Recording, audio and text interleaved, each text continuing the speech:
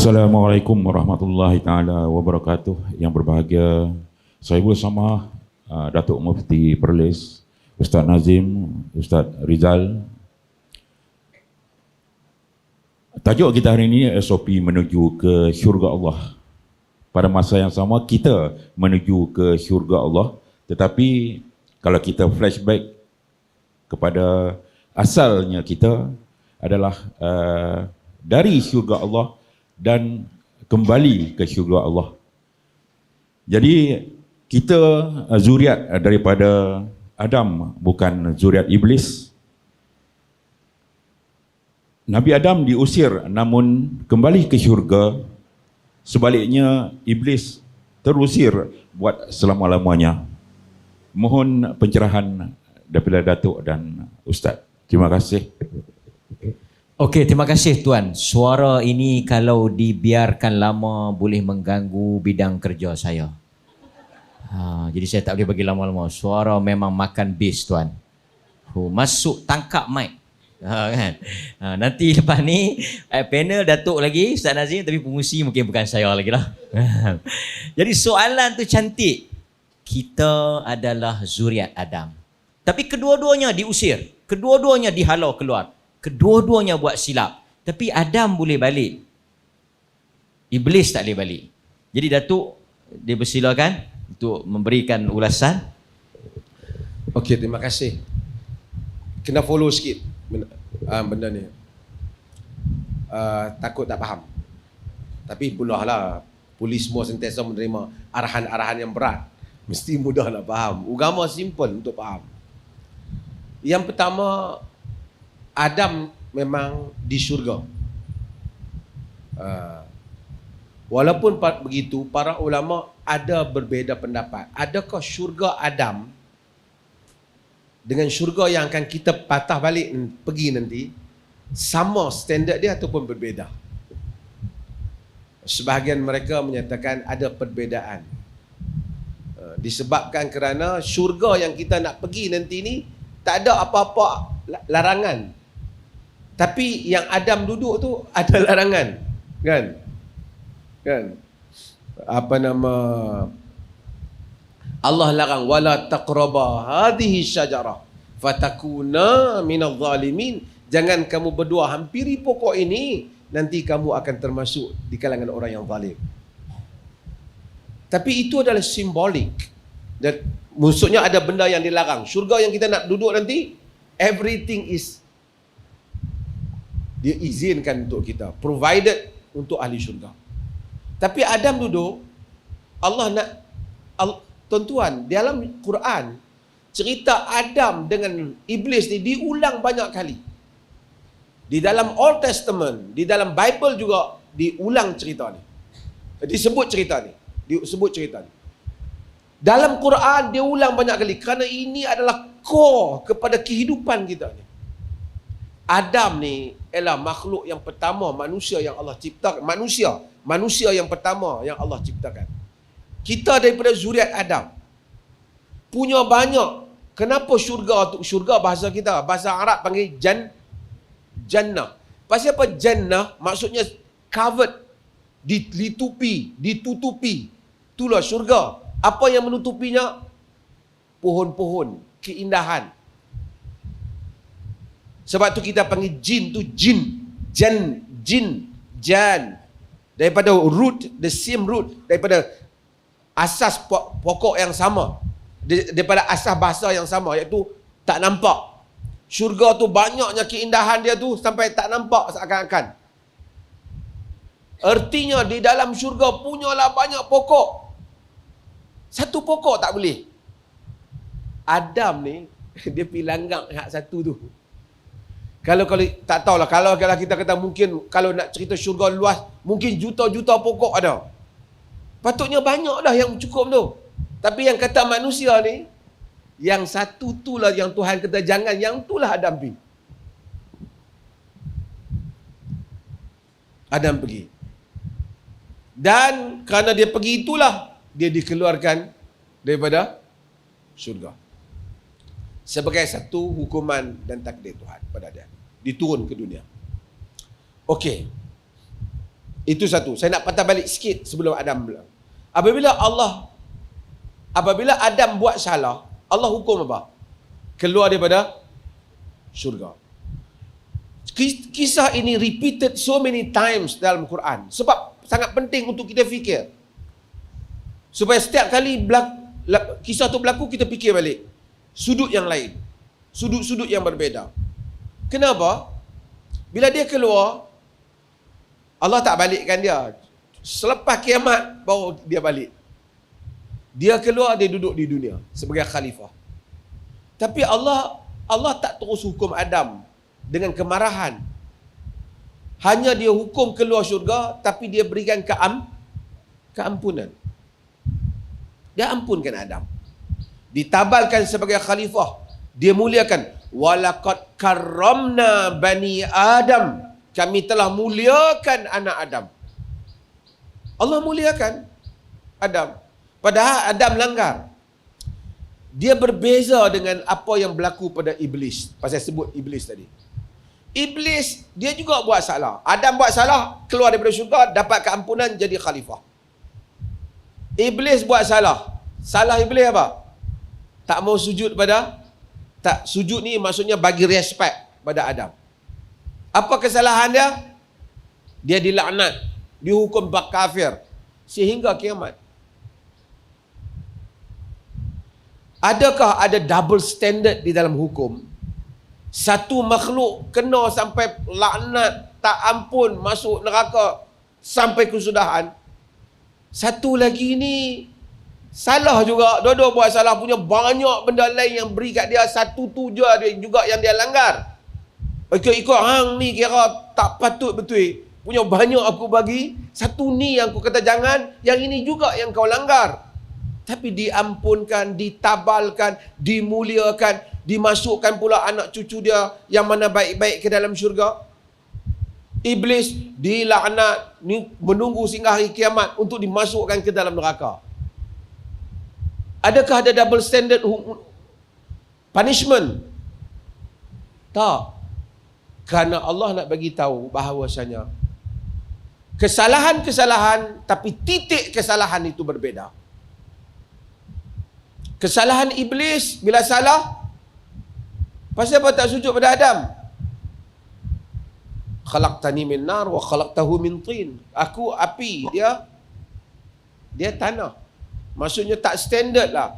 Satu peraturan yang tak patut, aku pula nak kena sujud pada Adam. Pasal apa? Patut dia yang respect kat aku. Padahal arahan Allah. Allah tak aba wastakbara wa kana minal kafirin. Enggan dan takabur, termasuk di kalangan orang kafir.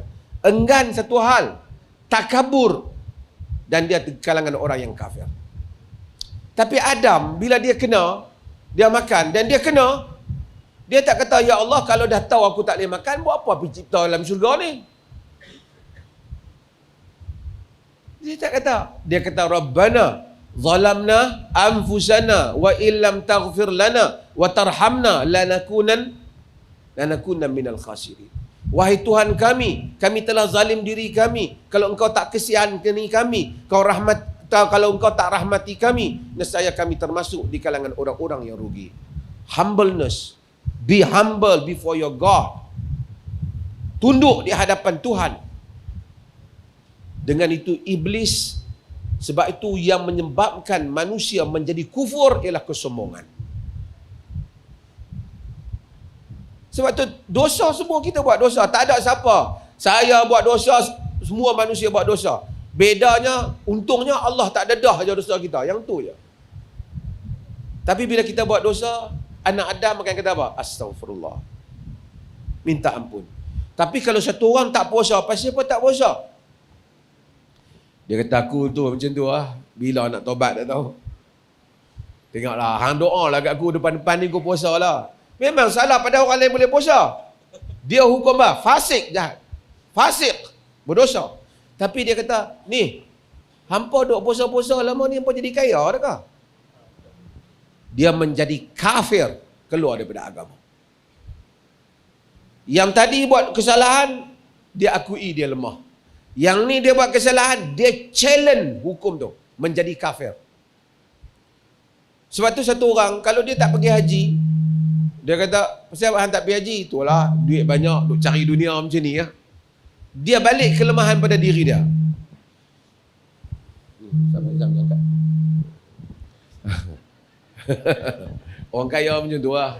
Sat-sat orang telefon nak bagi duit. Ni potongan apa pula dapat tak tahu. Okey. Macam tu juga. Kalau dia tak pergi haji, pasal apa tak pergi haji? Itulah nak cari dunia. Hang doa lah kat aku. InsyaAllah aku pergi lah. Tak pergi juga. Tapi kalau hampa duk pergi haji ni awak, hampa dapat untung apa? Hampa nak pergi tengok apa kat situ? Menjadi kafir. Murtad. Sebab tu orang tak buat sunnah Nabi, tak dapat pahala ataupun berdosa. Tapi kalau dia hina Nabi, dia menjadi kafir. Sebab tu pentingnya kisah Iblis dan Adam yang diulang di dalam Al-Quran. Terima kasih. Bismillah, wassalatu wassalamu ala rasulillah. Datuk dah sebutkan tadilah, kita anak keturunan Nabi Adam AS berasal daripada syurga. Dan Nabi Allah Adam AS telah diampunkan oleh Allah SWT kerana satu benda yang dia buat. Kerana dia iktiraf dosanya dan dia memohon kepada Allah SWT. Allah sebutkan dalam Al-Quran, فَتَلَقَّى آدَمُ مِنْ رَبِّهِ كَلِمَاتٍ, yakni kalimat. Nabi Adam AS telah memohon kepada Allah dengan kalimat, yakni kalimat taubat, pengiktirafan dia kepada dosanya dan dia memohon taubat kepada Allah SWT, maka fataba alaih, maka Allah ampunkan dia. Sebab itu setiap orang yang melakukan dosa wajib untuk dia memohon taubat kepada Allah SWT. Katalah kita tak rasa kita berdosa, tetap pun kita kena iktiraf kelemahan kita dan kita perlu memohon keampunan kepada Allah SWT. Konsep orang Islam jelas, buat salah mohon ampun, Allah ampunkan dia. Tapi berbeza dalam konsep agama lain, sebagai contoh agama Kristian, dalam dosa Nabi Adam AS ni, mereka sebutkan Nabi Adam telah melakukan dosa warisan dan warisan dosa itu diwariskan kepada anak keturunan manusia yang lain. Mereka sebutkan dalam kitab Perjanjian Lama ataupun Al-Ahdul Qadim ataupun Old Testament, dia kata dosa yang dilakukan oleh Nabi Adam AS diwariskan kepada manusia sampai Nabi Allah Isa AS perlu disalib untuk menebus dosa-dosa tersebut. Itu merupakan satu konsep yang salah dan tak sama seperti mana konsep kita yang kita faham Nabi Allah Adam AS diampunkan dosa. Mereka faham original sin ataupun dosa warisan itu diwariskan dan perlu ada seorang Nabi yang disalib ataupun perlu seorang Nabi yang dikorbankan untuk menghapuskan dosa itu. Sedangkan Islam faham Allah telah ampunkan dosa Nabi Adam. Kenapa? Kerana dia telah memohon keampunan daripada Allah Subhanahu Wa Taala. Jadi tidak ada orang yang perlu berkorban dengan kematian dirinya bagi menebus kesalahan orang lain. Bahkan setiap orang perlu untuk bertanggungjawab di atas dosa yang dilakukan, iaitu dengan cara dia memohon keampunan, bertaubat kepada Allah Subhanahu Wa Taala. Taubat tadi Datuk Mufti dah sebut, dia wajib dan perlu untuk kita lakukan dan kita memang kena ulang-ulang memohon keampunan kepada Allah. Sebut istighfar. Nabi SAW pun sebut, inni la astaghfirullah. Aku ni, kata Nabi, memohon kepada Allah fi kulli yaumin, dalam setiap hari, 70 marah, aksar min 70 marah. Ada riwayat kata lebih banyak daripada 100 kali Nabi menyebutkan istighfar, memohon keampunan kepada Allah SWT. Kalau Nabi memohon keampunan 100 kali, kita ni banyak lagi lah kena mohon kepada Allah SWT. Kita kena mengikuti sunnah Nabi. Nabi sebut 70, Nabi sebut 100, menunjukkan Nabi berulang-ulang kali memohon keampunan daripada Allah SWT. Wallahu a'lam. Saya tambah sikit tu, saya terlupa soalan tadi ni. Habis saya tahu soalan dia patutnya bukan kita menuju ke syurga, kita kembali ke syurga lah. Saya tahu maksud tu. Takut terlepas tu. Betul lah. Di atas dasar Adam daripada syurga, kita macam kembali ke syurga lah. Kampung kita asal ialah syurga. Dan itu adalah kampung kita asal. Cuma saya sebut tadi, syurga yang Allah janji untuk kita ni mungkin jauh lebih baik daripada yang bapa kita duduk. Pun syurga juga akan lebih hebat. Bagi setiap syurga itu ada tingkatan-tingkatan yang berbeza. Tak samalah syurga kita dengan syurga Nabi sallallahu alaihi wasallam.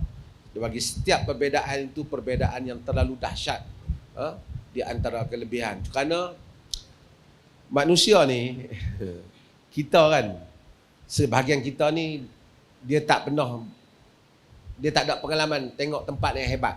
Sebahagian kita ada pengalaman, mungkin tuan-tuan ketua-ketua ni mungkin. Hotel pun tak sama. Setengah orang dia pergi tidur hotel 3 star, hotel 5 star, dia tak sama. Kita ingat hotel lah kan, tak sama. Tu hotel manusia.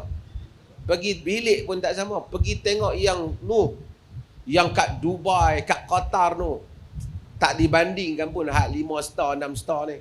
Tu yang satu bilik satu malam sampai 100,000. Kita apa hotel sampai 100,000? Kalau kita masuk, kita tahu memang padan. Itu dunia manusia buat perbezaan. Rumah pun tak sama, kan? Bayangkan perbezaan syurga antara hamba-hamba Allah ni. Bukan sekadar masuk syurga, dia pun masuk syurga. Tak sama antara syurga.